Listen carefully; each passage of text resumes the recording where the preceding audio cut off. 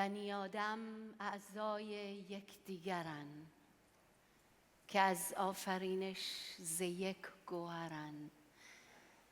چو عضوی به درد آورد روزگار، دگر عضوها نمانند قرار. چو از محنت دیگران بیغمی، نشاید که نامت نهند آدمی. I used to think that I was cursed by all possible ways.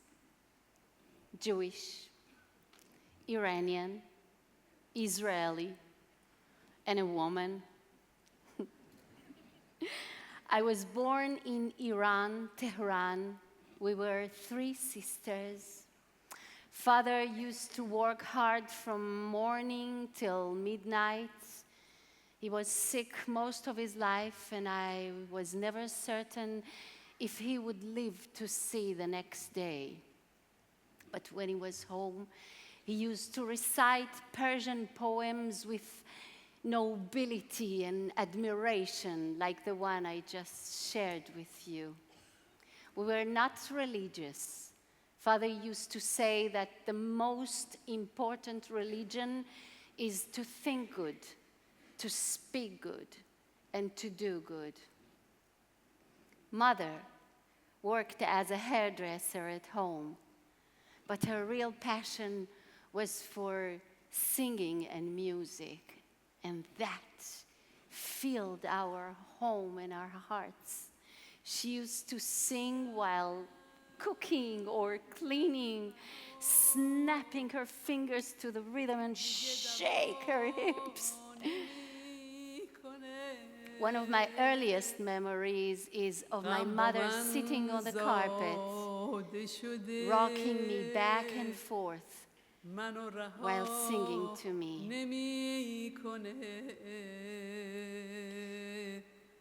منو رها نمی کنه، منو رها نمی کنه. There in Tehran, we lived in a very Muslim neighborhood, and our parents forbade us to tell anyone that we are Jewish. My best friend in first grade was a girl named Rosita, and I felt that I would burst if I won't tell her this secret. So one day on our way back home from school, I stopped and said, Rosita, I have to tell you a very big secret. I'm Jewish. And she looked at me with her eyes wide open, and she said, really? What? What is it? And why is it a secret? And I said, I don't know, but this is who I am, and I can't tell. When I was 8 years old, my parents decided to move to Israel, and I was terrified. But they told me that in Israel, everyone is like one big, close family. Well, and so I left everything I knew behind. We came to Israel. My parents, 2 sisters and I, my youngest sister was born later in Israel. We came with only 4 Persian carpets, as recommended to my father by a close friend, and a small red case filled with my mother's record collection. In Israel, within a day, I was introduced to a completely different culture and mentality. You see, while the Iranian mentality is covered layers by layers, revealing some but keeping most hidden, everything is polite, mysterious, dramatic. The Israeli mentality keeps everything open, free, cheeky, immediate. At the beginning, during my first days in the Israeli school, I used to stand aside during the breaks and watch other children playing. And from time to time, one of the kids would approach me and call me Parsit, Parsit, Persian, Persian. And I was sure that this is the way how the Israeli kids greeting me, and at the same time they are showing that they know where I come from. And I answered them with my new word, Shalom. It took me few weeks to realize that they are actually mocking me for being Persian. You see, the funny and the sad thing is that while we lived in Iran, I was a Jew. And when we came to Israel, I became Persian. But luckily, I didn't dwell on it. I mainly dreamt and fought to fulfill my inner world, to dance, to act, and mostly my passion for singing and music, which my mother carved on my soul.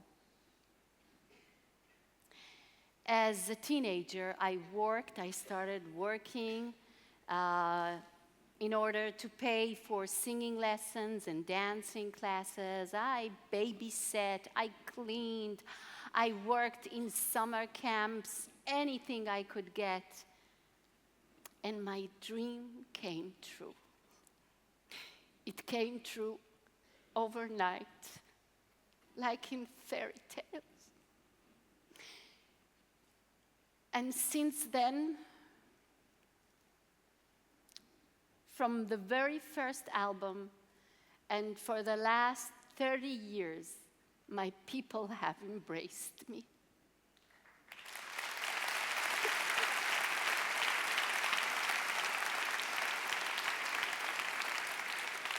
And since then, I'm fortunate enough to perform in Israel and around the world on the most beautiful and exciting stages, as well as on memorable moments of my country's history. One of the most unforgettable moments for me is when I was invited to sing the national anthem on Israel's Jubilee.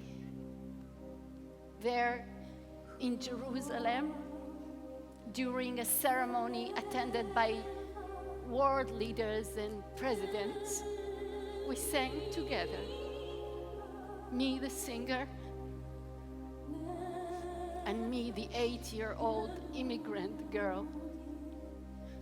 We held hands to calm our racing, excited hearts.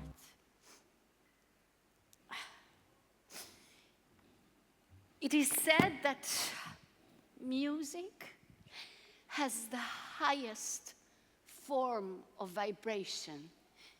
Where is music, devil cannot enter. And for the last 3 decades, I have witnessed this myself. I've seen how music unlocks people's hearts and feelings. Time after time, I've seen how tears and dance burst out like champagne bubbles. I've seen how complete strangers arrive to a concert, and at some magical point, they all become one entity. I've seen that time after time. And I was sure that I'm fulfilling my purpose and my dream completely. When you pray, you talk to God. And when you are in tune with your instincts, you're listening to God.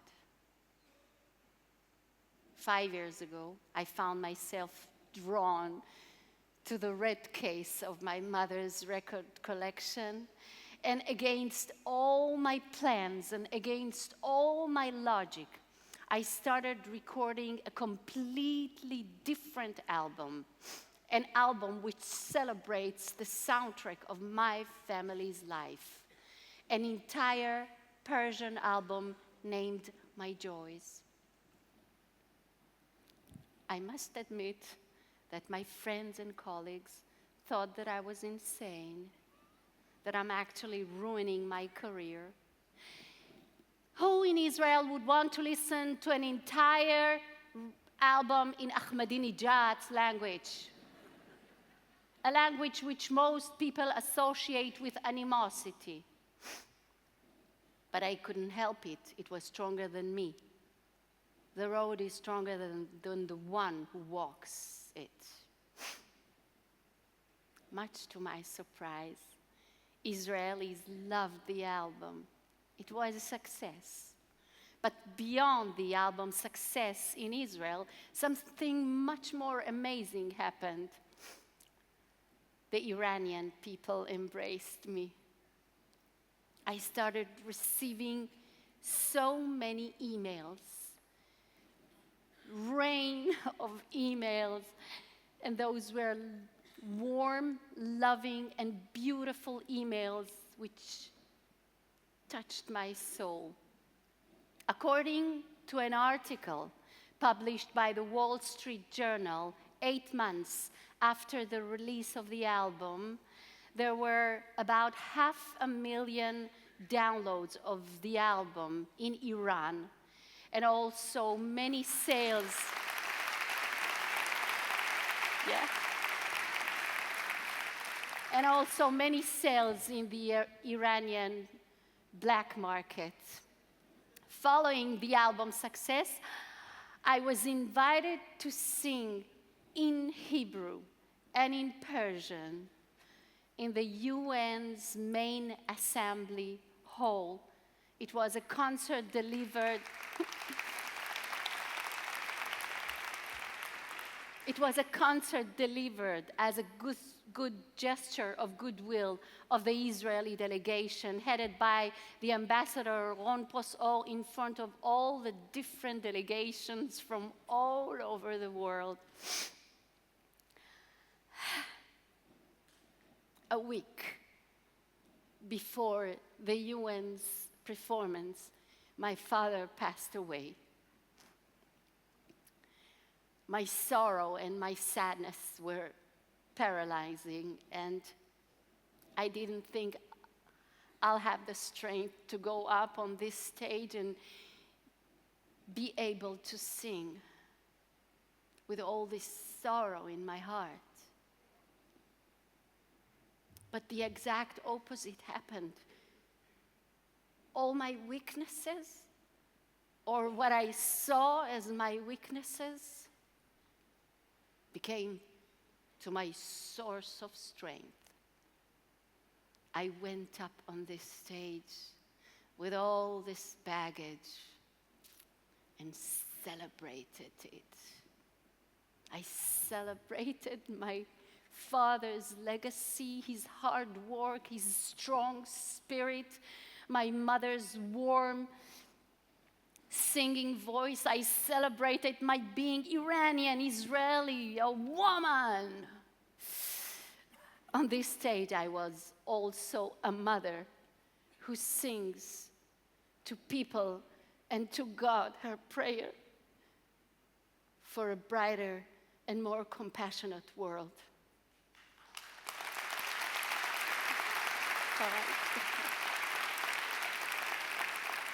During the performance, I also recited one of the poems my father taught me, the same one I shared with you. And people told me afterwards that the same poem is hanging on one of the walls of the UN. Before the concert, I had the opportunity to talk with Secretary General Ban Ki-moon, who hosted the event. He told me that by being both Iranian and Israeli, I have the unique ability to bridge between the two people through my singing. That by being a woman, I am able to reflect the embracing and the compassionate and the maternal side of human being. He wasn't cynical when he said that music led many revolutions during history, and that I can find a way to people's heart more than any politician, because music can enter where no politician can.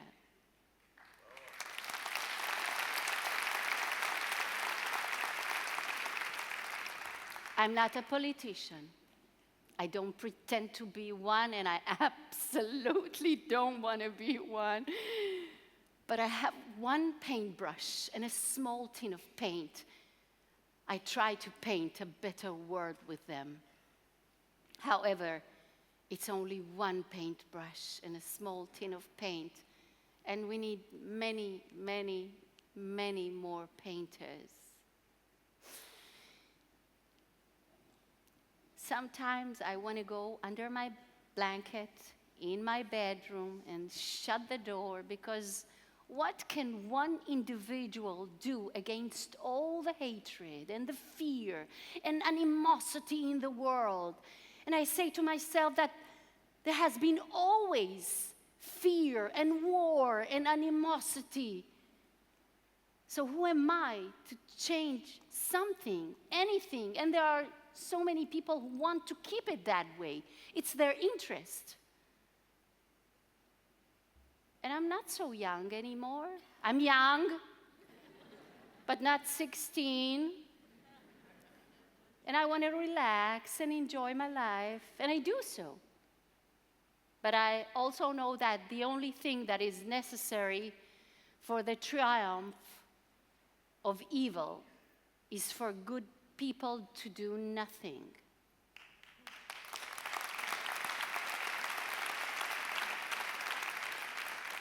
So I pick myself up, grab my paintbrush, and continue painting. Few months before President Shimon Peres passed away, he called me. I loved him so much. And he said, "You know, Rita, if the Iranian people don't want to talk to us, we will sing to them." I used to think that I was cursed by all possible ways. Jewish, Iranian, Israeli, and a woman with a troubled childhood. Now I know that all differences can coexist. I have learned that our weaknesses hold the potential of great strength, and our curses carry blessings inside of them. And me, as long as the cries of hatred will grow, I will sing louder. Thank you.